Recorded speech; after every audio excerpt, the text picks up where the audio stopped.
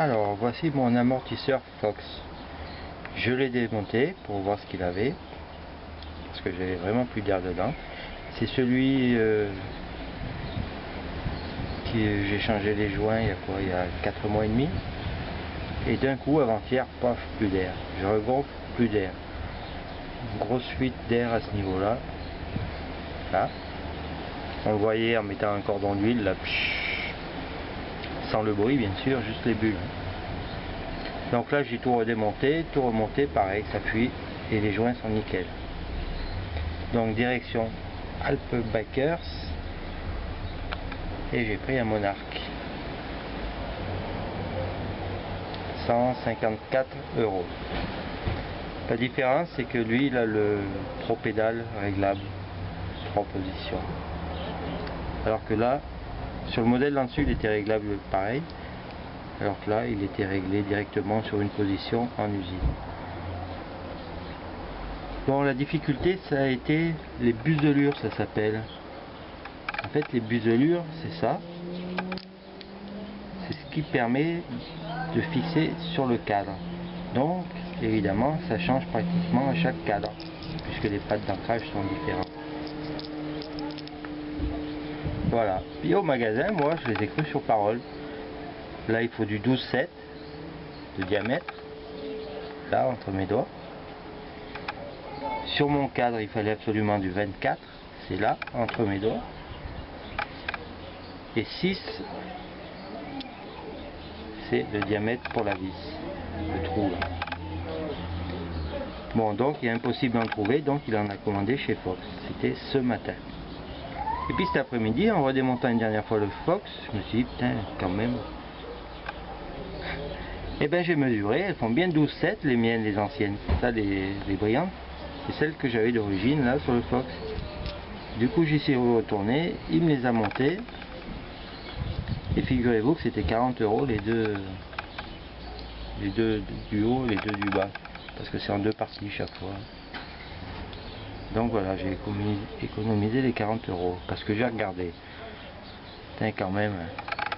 Donc finalement, le Monarch 3, il se monte très bien en récupérant les deux buselures, c'est drôle le nom quand même, du Fox. Voilà. Là, il a, pour régler la j'appelle ça la précontrainte, moi, en pourcentage, vous savez, il faut entre 15 et 20% d'enfoncement quand on monte sur le vélo. Ben, là, c'est marqué directement sur le fourreau. Et il y a quand même le marqueur là, le joint.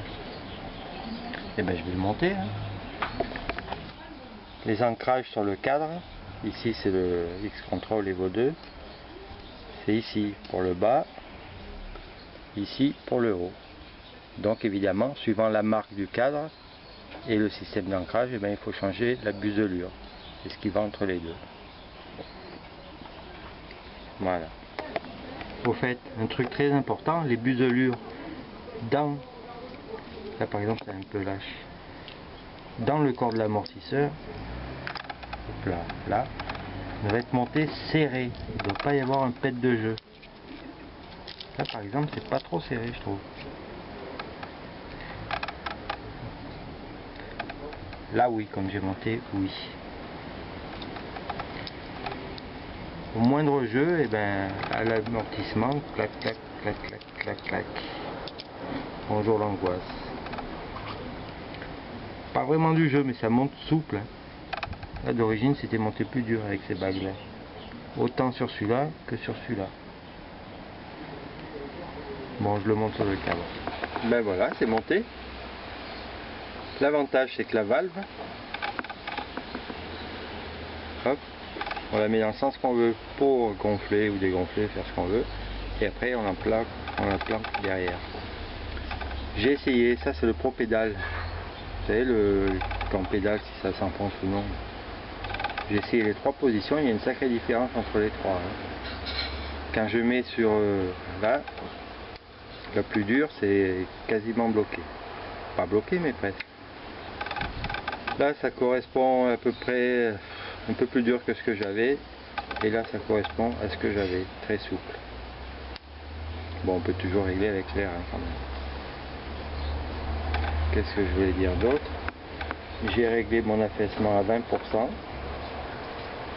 Nickel, c'est facile. Et ça tombe bien, les 20% correspondent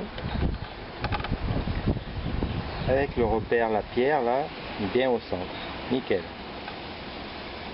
Vous voyez le petit repère rouge là, qui tombe quand je suis assis bien au centre. C'est parfait. Voilà, j'ai changé aussi la petite chaîne. Et bon, ça vous connaissez déjà. Je vous montre ça.